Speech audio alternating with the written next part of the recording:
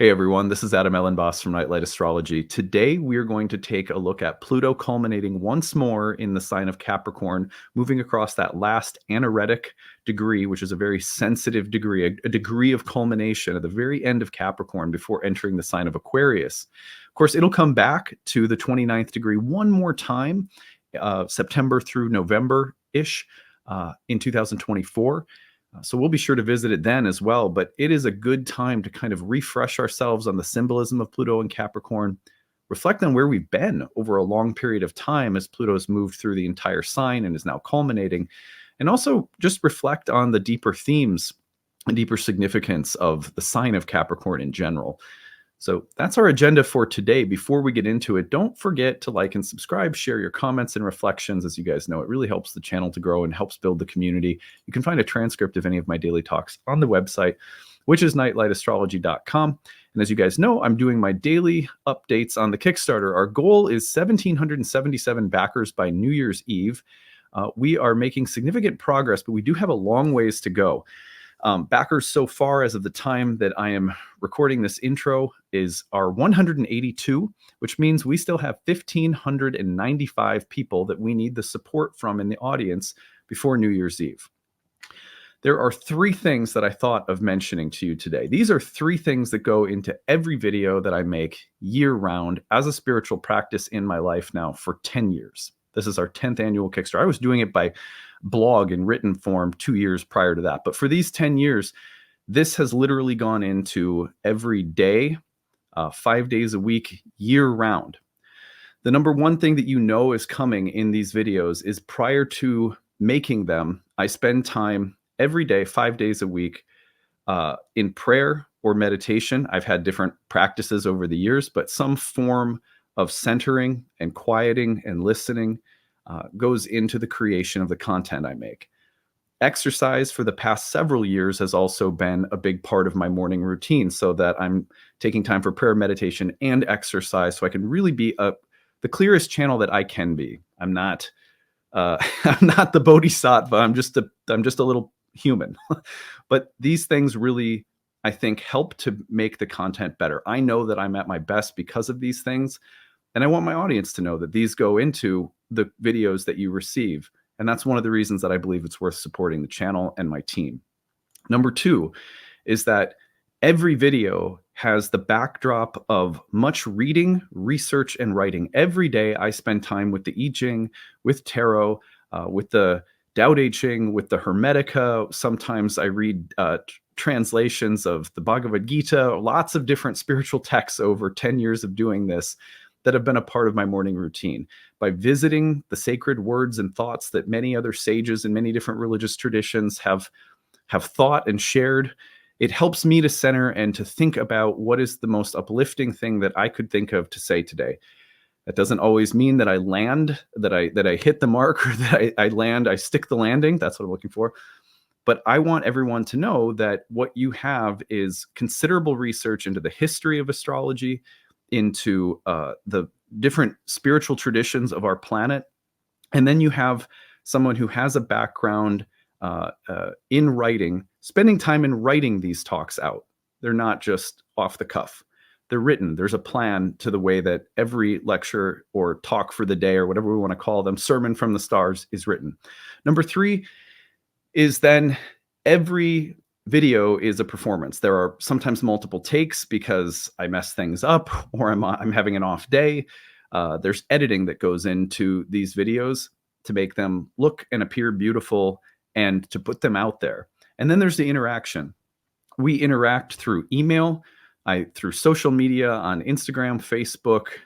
I'm not really on Twitter, but Instagram, Facebook, through the email feature on our website, through emails that we receive, through the Grab series.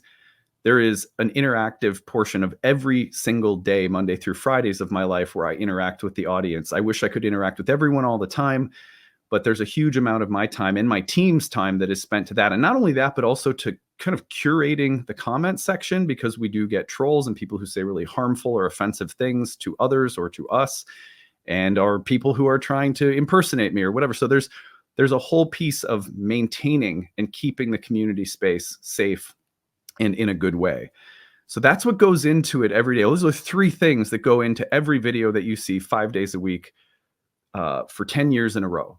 And I stand behind those things. I'm not a perfect human by any stretch. I'm just a person doing astrology. But I believe that these things make any magic that comes through the channel comes in significant part from these things that go into each video. So if you value the content, if it means something to you, this is what you know that you're supporting in this channel when you support me and my staff. We deeply appreciate it. You can hop over to the Kickstarter, pick up a reward, 50% off my online training programs, 75% if you bundle 3 or 4 of them together out of the 6 that we offer. So there's a ton of programs. You get them all on discount, or pick up a reading or my new book or some of the unique astrology videos that we've created for the year ahead. You can find the link in the comment section pinned at the top or in the description of this video. And I appreciate you taking the time to listen to me promote the Kickstarter before getting into the content, because we can't do this literally without you guys. So thank you so much, everyone who's already donated, and I hope you'll go over and support us if you haven't. Thank you guys, and enjoy today's talk. Okay, well, today we're going to reflect on the sign of Capricorn, and let's just take a look at the real-time clock to remind us of, why we are doing this. I'm going to put the chart up on the screen. And what I am looking at right now is this culmination, Pluto in the final degrees of the sign of Capricorn. So what do we have left of this transit? Let's take a look at the timeline. Let's go backward in time first. And I'm actually going to remove from our view everything but Pluto. So that way we can just kind of go back in time and see what's been going on. So if we go back, you can take this back. I'm going back 1 year at a time. And let's just see exactly when Pluto enters. It's the late degrees. Here we go. So this is about January of 2008. That's like 15 years, right? So 15 going on 16 years of Pluto being in the sign of Capricorn. If we bring this up to the present moment,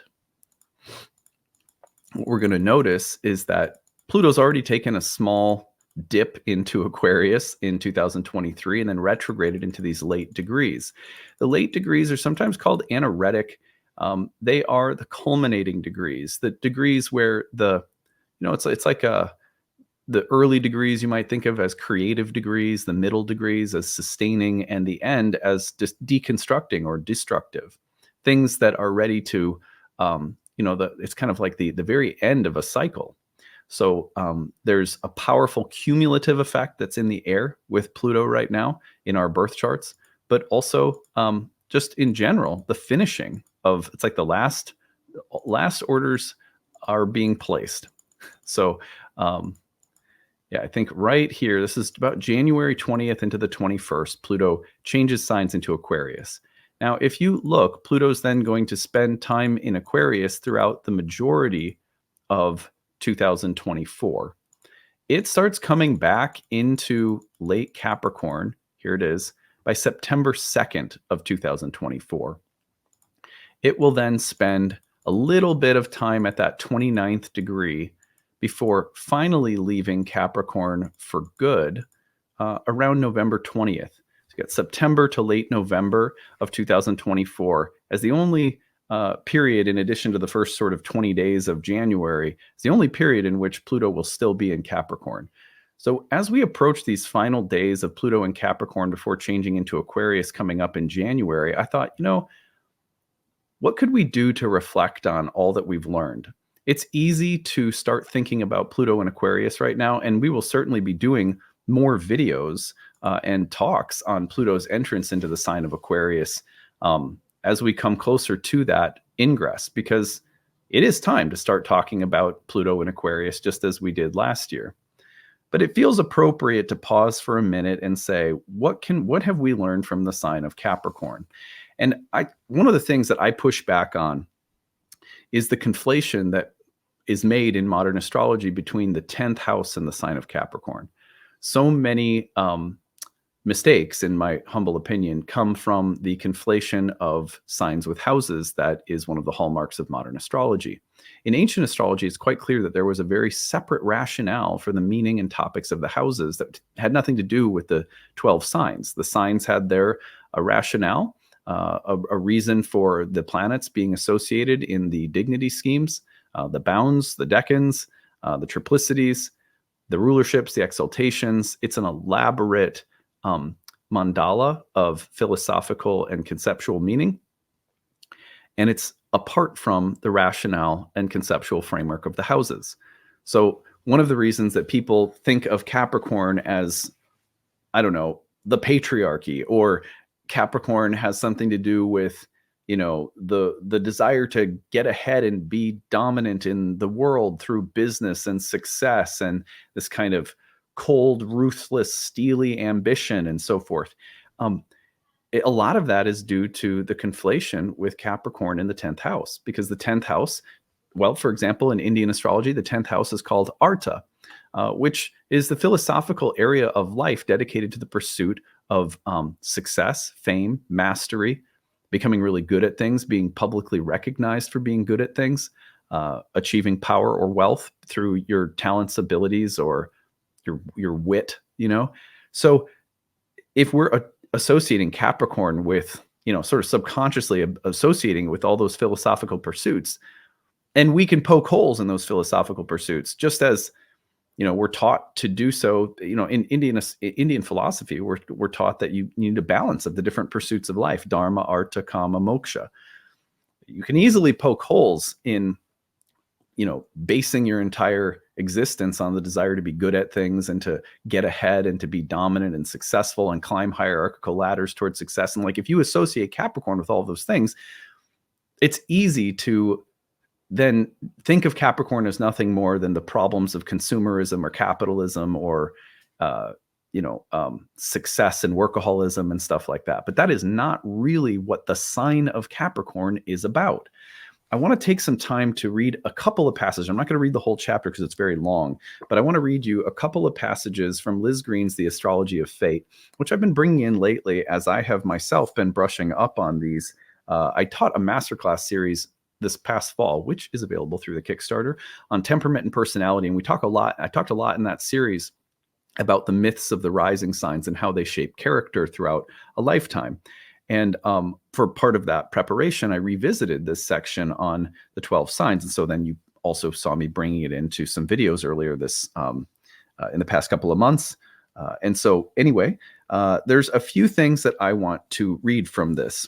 So this is Liz Green talking about the myths of Capricorn. There are many. There's not just one.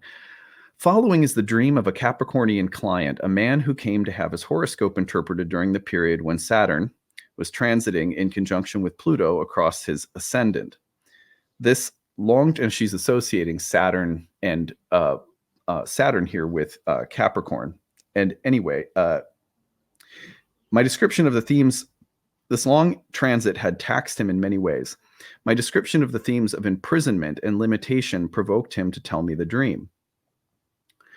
I am with my wife in a prison.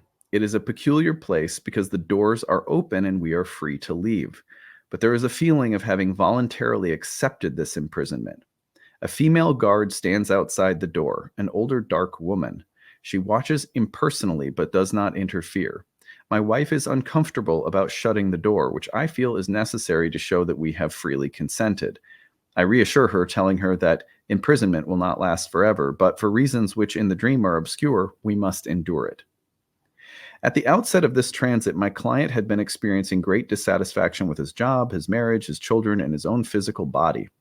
Everything in his life seemed a trap. He had achieved considerable success in the field of law, but had never felt it was really him. There was always something else that might have been better. This is characteristic of the puer. The puer is another name for something like the archetype of the youth, the eternal youth, almost like a Peter Pan. This is characteristic of the puer, who lives in a perpetually provisional state where the real thing is always later, but never now. Now is only a trial run, and therefore not worthy of full commitment. My client had always carried a sense of one day when I grow up. a feeling of discontent and a fantasy of greater fame and achievement and a more satisfactory relationship one day. The youth is not yet prepared to become father because he fears the loss of creative possibilities and the destruction of the fantasy that he can be anything. So he remains a youth, although my client was a father, in fact, and well into middle age. Although he was getting on in terms of age, he had only just begun to experience the inner initiation of father to son and the paradoxical freedom of the voluntary imprisonment.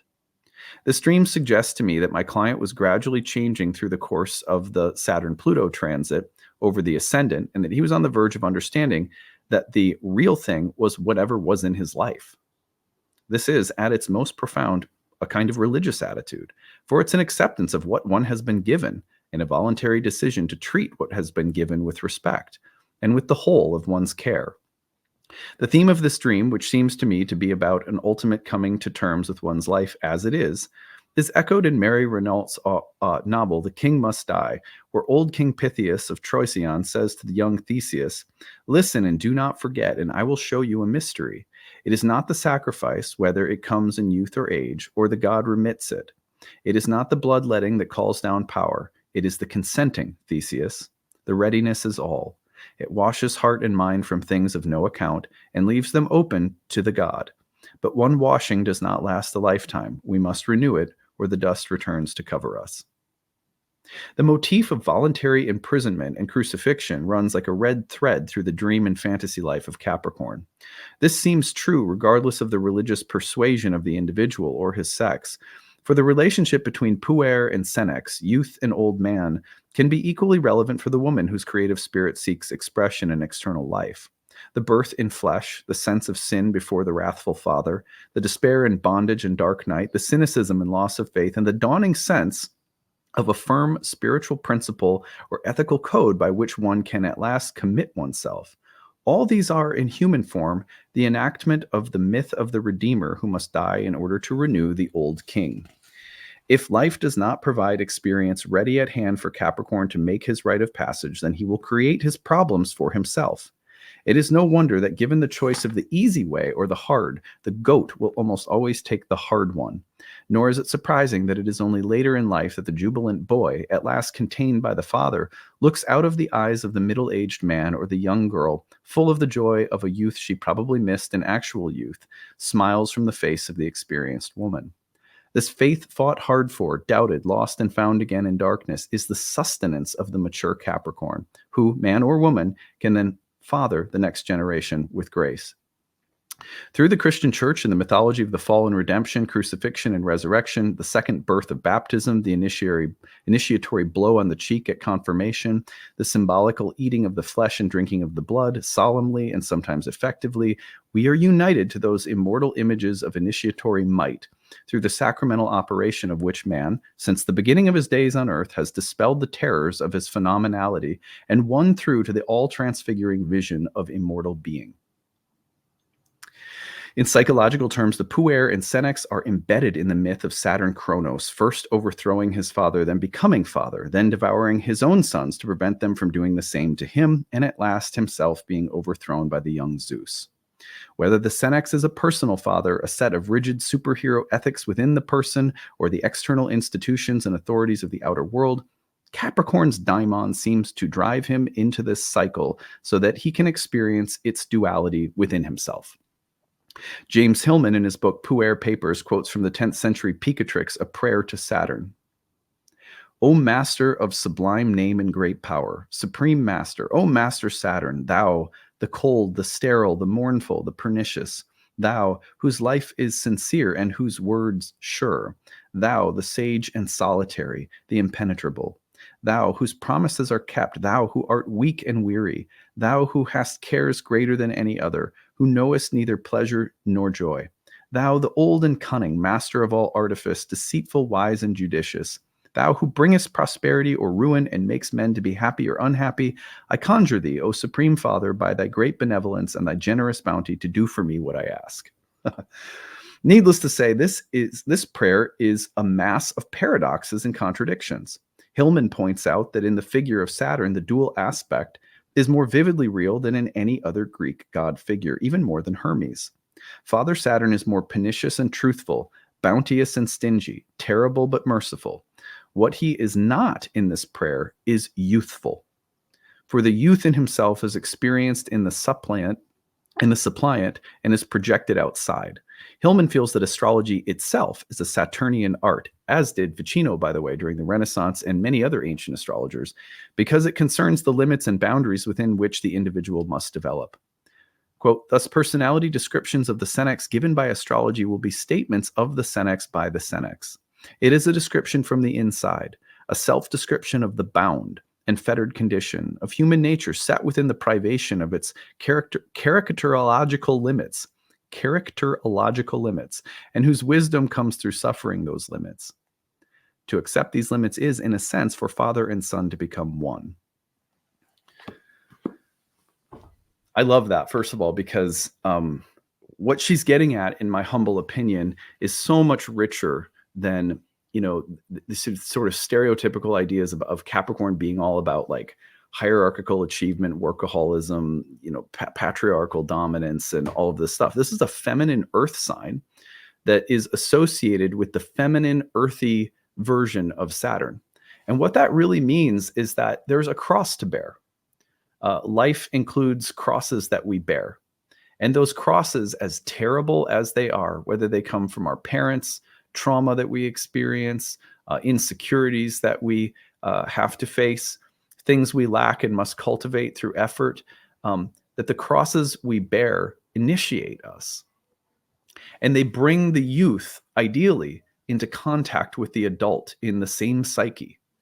And so where Capricornian energy is emphasized in a birth chart, there is usually the long, slow process of youthhood and adulthood coming together through the difficult things that we have to commit to, the difficult things that are just part of our life. And if we carry them with a willingness to carry them, we don't lose the youth in us, but we get the benefits of also reaching into the wisdom of adulthood. And so that means becoming more fully embodied. This is why it's an earth sign. We don't think of it that way, but we should. In an earth sign like Capricorn, we're talking about becoming more fully embodied as humans that are both children and adults, grandpa and grandma, as much as little child, grandson, or granddaughter. We have within us all stages and ages of life. And we have within us all expressions of human wisdom that are found in all ages and stages of life. But Capricorn is one of those signs that initiates the youth into adulthood through the need to carry the difficult aspects of being alive. And can you do so without those things weighing you down, railing against them, thinking to yourself, I just got to get through this, and once I do, then I'll be happy later? No, it's like, can I be joyful? Can I be creative? Can I be happy? While I also have to carry things that could tempt me to think that that stuff comes later, or that you can't do both at once, or that I should turn into someone that's resentful or bitter or cynical. See, Capricorn contains those shadows. It contains the bitterness, the resentment, the cynicism that is a byproduct of having to do hard things. And so you will meet Capricorns, and you will encounter Capricornian energy that is sort of, you know, it's like sort of sick and bitter and dark and edgy and cold and like that. But on the other hand, you know, think about the people that have chosen to carry difficult things and just say yes to them. They will often have an absurdist, cynical, dark sense of humor and a joy and a lightness. They're able to do mature, hard, difficult things, stick to it, understand that this is what life has given me. And with that kind of upbeat attitude, you'll find some of the most creative Capricornian souls ever. People who, they don't balk at the adulting, but they know how to adult in a way that's more than just, you know, the pride of discipline or the egoic temptation to think of yourself as better and more mature than others because you've done hard things. It's a recognition that like life just includes hard stuff as well as joyful stuff. Life includes the process of maturity as much as it requires that you always stay young. Those dualities are something that are trying to come together to give us a more rich and full sense of embodiment. That's what Capricorn's about, that process, that journey. I often have compared the journey of Capricorn to the journey of Frodo and Bilbo and the hobbits in The Lord of the Rings. You start off as a kind of innocent country folk who are kind of a little bit ignorant of the broader dramas of Middle Earth, and they come somehow by chance to encounter the Ring of Power, which is the source of problems and pain and suffering, so to speak. It's an emblem or symbol or token of that struggle, and they are tasked with carrying it. You, child, will carry this, right? Young, kind of innocent hobbits, delightful creatures, but not wanting to fuss around with the problems of the world. You carry this. You don't get your tea times anymore. You have to walk this ring all the way to Mordor and cast it into the fire. And by the way, don't let it kill your spirit on the way. So there's lightheartedness that's needed in order to carry heavy things. It's a child that has to carry the heavy things. This is echoed in the Christian motif of God becoming a little baby and being born and into, and sort of inheriting the weight of the world. That the story of Jesus, whether you think it's, a sort of myth, a legend, the real thing, it doesn't matter, as an archetype. That story is, by the way, common around the world too. It's not the only story that's like it. But the story of Jesus is a story of a youth that has to carry the adult responsibilities of the world. And what is he constantly saying? Me and my Father are one. And there's a sacrifice that has to take place. And there's a willingness to do it. And still an ability to say, my burden is light.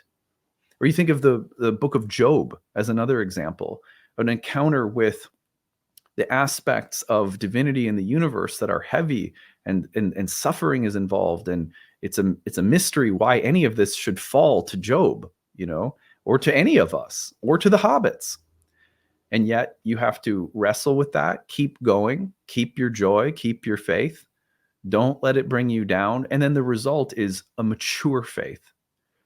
You get, at the end of the day, the hobbits, they come back to Hobbiton, or they come back to their hometown, and they have, they're still there. They still have everything that they had when they left, but they're older and they're wiser, and they've carried something that has joined the ways of the world and the wisdom of the world and the earthy world, right?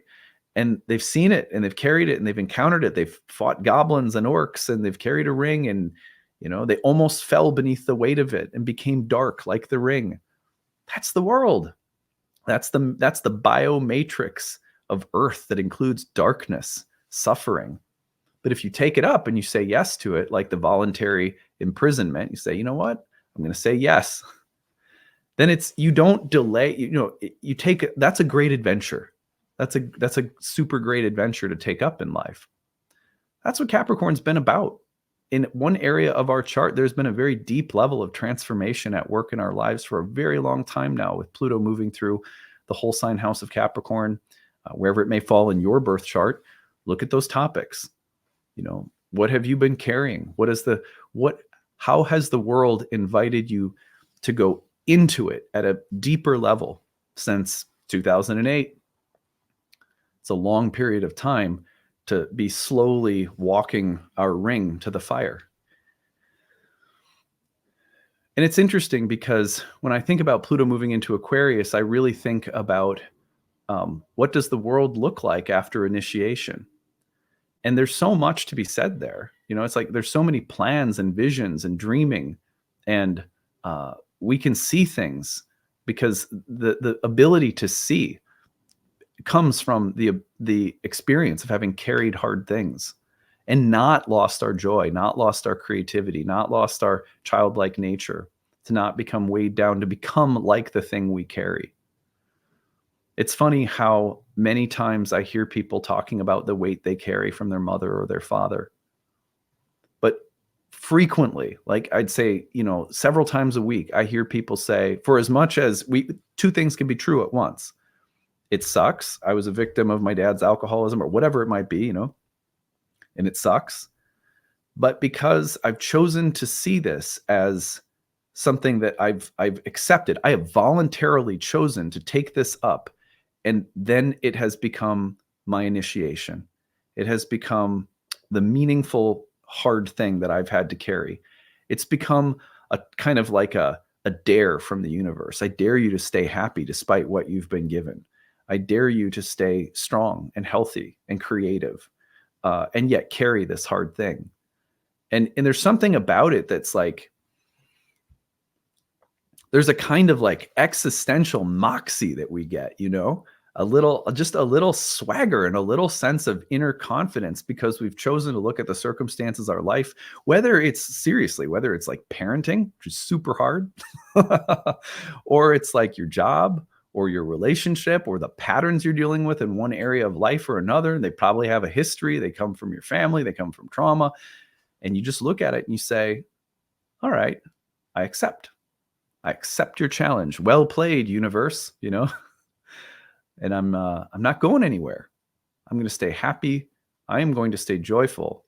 I'm going to do my best. And that is, that's special. That's where we get the archetype of our elders from. That's where any elder you have in your life has probably seen and done hard things and kept a childlike sparkle in their eye. Not easy to do.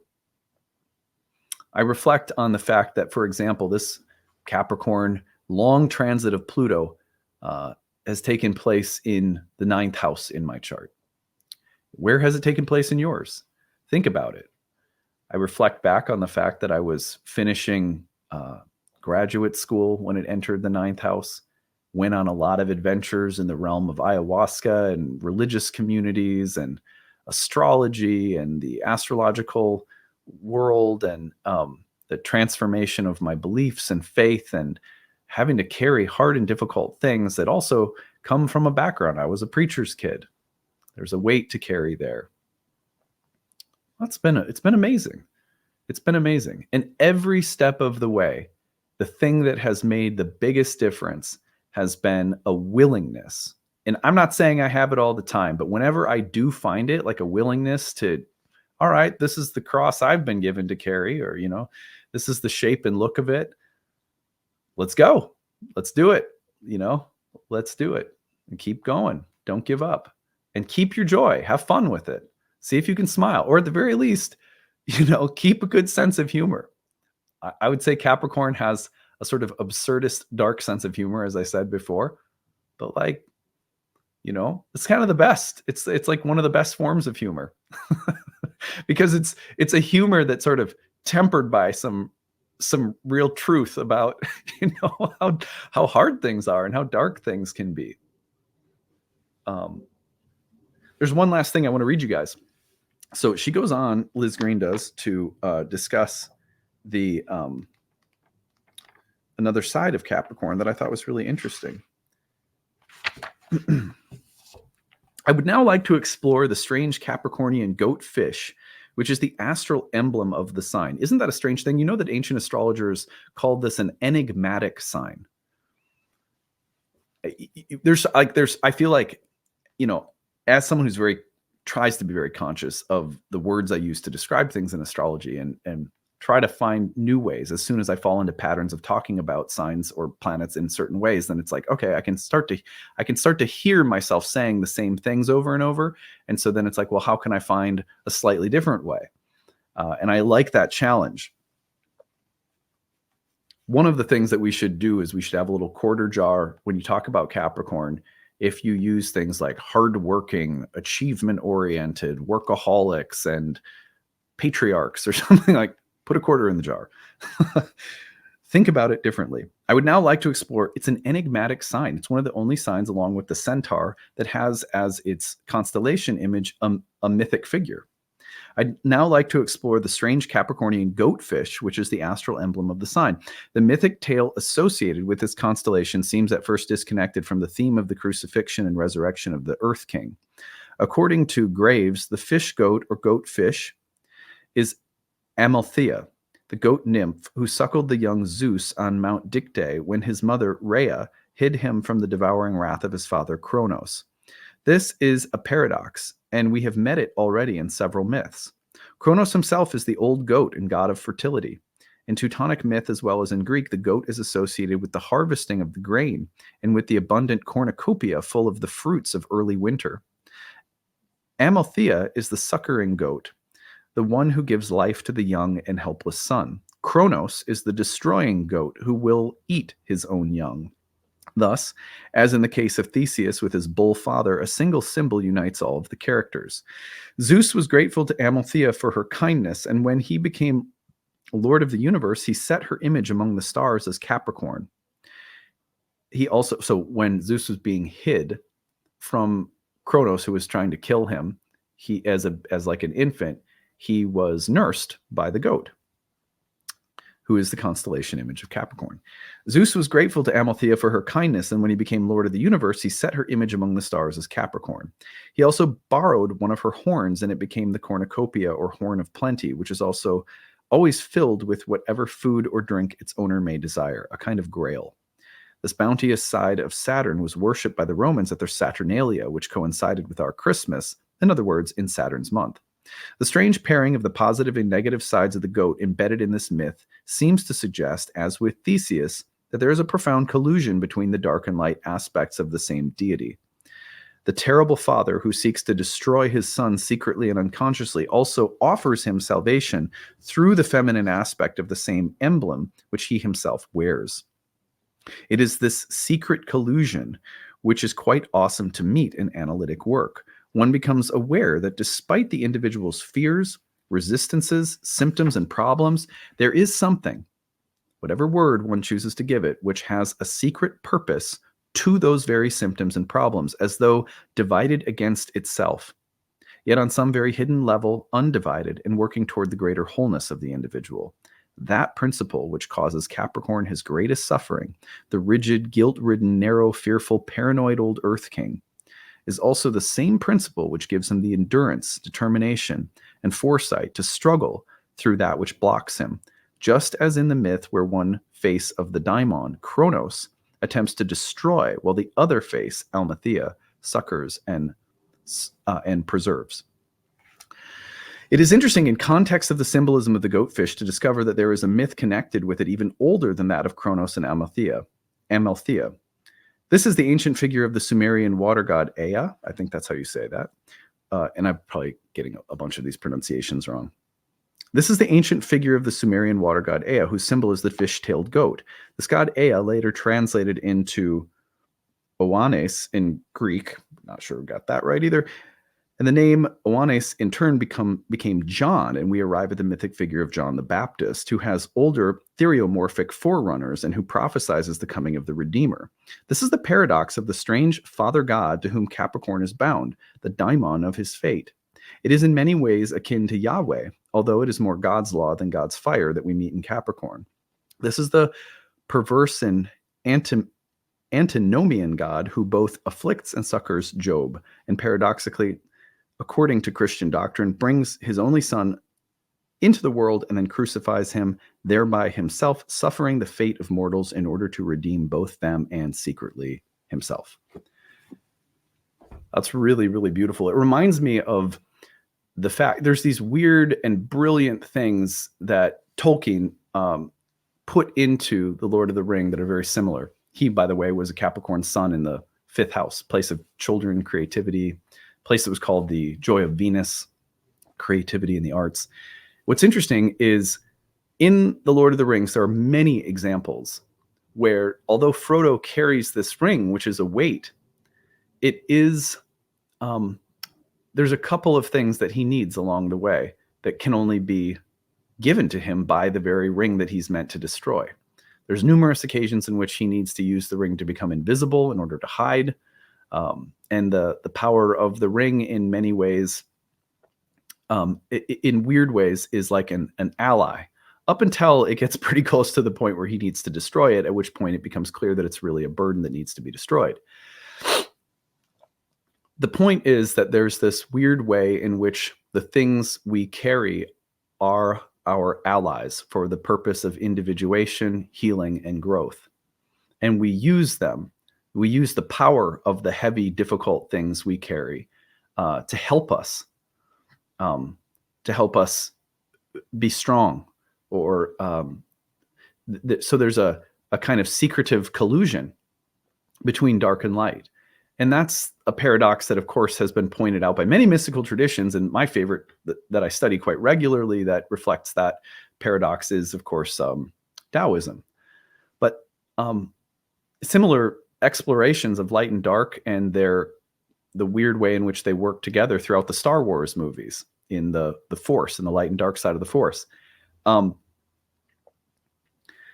the point is that in Capricorn, there are things that are a real affliction to carry, real suffering, real trauma, real moments where maybe we've been victimized or harmed by others. We've been giving there is a kind of senex, old, crotchety Saturn that's like out to destroy, a devouring father, a devouring mother, whatever you want to call it. But there's on the psychic level, there's a kind of secretive collusion between that figure that is meant to destroy us, that gives us a hard thing we have to carry, and the power of those very exact things to bring us up and to help us and act as allies, and to be, allies in a sense for our development. And so again, the old and the young, there's a duality, and that is so consistent with Saturn. It's important to remember that Saturn was considered the lord of the opposition, which are when planets are opposed to one another, and the possibility of polarization, and the having to confront and deal with dualities in the psyche, in our actual soul. That comes forth through Saturn-ruled signs. Saturn exalted in Libra is another great example. Little different in Aquarius, but we'll have an opportunity to talk about that as we talk about Pluto entering Aquarius in more videos to come. So anyway, the thing we carry is something that is also bringing us up, like a mother or a father. And the mother or father is terrible, and yet the mother or father is nursing us and empowering us along the way. So it's a real enigma to deal with Saturn in a full and well-rounded way. We have to avoid the temptation of thinking about Saturn in terms of, extreme. We have to be careful that we don't become the shadow of Saturn in the very way that we discuss the Saturn-ruled signs. That's always a potential problem. Anyway, I hope that this reflection on the sign of Capricorn has been useful. Why are we doing it? Again, because we're in the final days of Pluto culminating in 15, 16 years worth of working through a Saturn-ruled sign and creating deep transformation in that area of our lives that is reflected by the whole sign house of Capricorn. So I hope that this gives you some things to think about. What have you been carrying? Look at that whole sign of Capricorn in your chart. Look at the topics associated with that house. If you need a reminder, you could pop a question into the comments section, and we have a whole community of people that know astrology that could probably help you if you're trying to get a reminder about what topics. It's beyond the scope of today's talk, but it's been a pleasure to talk about this with all of you.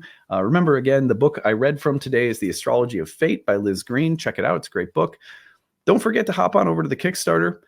We are on our way to 1,777 backers by New Year's. We're off to a great start. We really appreciate all of you pitching in. If you like this, consider donating and supporting our channel. Give lots of content year round to support you guys, and we hope that you continue to value it in the year ahead. All right, thank you so much. Take it easy, everyone. Bye.